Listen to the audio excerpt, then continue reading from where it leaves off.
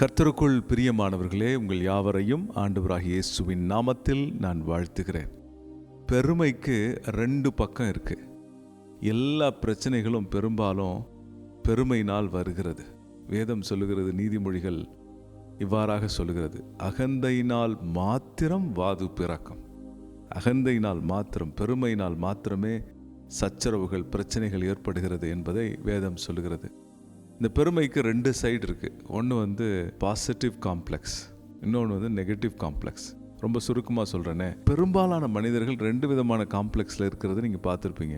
ரொம்ப பெருமையோட அடுத்தவங்களை உதாசீனப்படுத்துகிற மனிதர்கள். இன்னொரு மனிதர்கள் தங்களோடு மற்றவர்களை ஒப்பிட்டு இன்ஃபீரியாரிட்டி காம்ப்ளெக்ஸ் சொல்லுவோம் இல்லைங்களா, தாழ்வு மனப்பான்மை, அதிலே வாழ்ந்து மனதில் புழுங்கி சாகிற மனுஷர்கள். இப்படி 2 பேர் இருக்கிறாங்க. ஒன்று, ஒரு கேட்டகரி ஆஃப் மக்கள் எப்படி இருக்காங்கன்னா, மற்றவங்கள எப்போதும் மட்டம் தட்டுறது. இன்னொரு கேட்டகரி ஆஃப் மக்கள் எப்படி இருக்காங்கன்னா, எப்போதும் தங்களை பிறரோடு ஒப்பிட்டு தங்களுக்குள்ளே புழுங்கி கொண்டு கஷ்டப்படுறது. இது 2மே பெருமையினால் வருது. அதாவது சுப்பீரியாரிட்டி காம்ப்ளெக்ஸ்ன்றது பெருமையினுடைய ஒரு சைடு, இன்ஃபீரியாரிட்டி காம்ப்ளெக்ஸு பெருமையுடைய இன்னொரு சைடு. அவ்வளோதான். மொத்தத்தில் ஒரு மனுஷன் தன்னை குறித்து ஒரு நிதானத்தோடு, தன்னை குறித்து சாதாரண அறிவோடு இருக்கும் பொழுது, தன்னை தேவன் எப்படி எண்ணுகிறாரோ அதே போல தன்னை எண்ணும் பொழுது இந்த பெருமையின் பிரச்சனைகள் மாறிடும். தேவன் தம்முடைய சாயலினால் உங்களை மாற்றி இருக்கிற பொழுது நீங்கள் மற்றவங்களோட உங்களை கம்பேர் பண்ணி உங்களை குறித்து நீங்கள் புழுங்கி சாக வேண்டியதற்கு, நீங்கள் உங்களை குறித்து ஏன் தரக்குறைவா அல்லது மட்டமாக நினைக்கிறீங்க, ஏன் இழிவாக நினைக்கிறீங்க? நீங்கள் ஆண்டவருடைய சூப்பரான பிள்ளைங்க. அல்லேலூயா.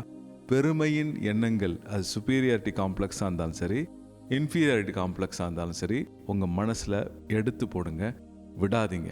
தேவன் உங்களை மிகுந்த நல்ல சிருஷ்டியாக ரட்சிப்பினால் உண்டாயிருக்கிறார்.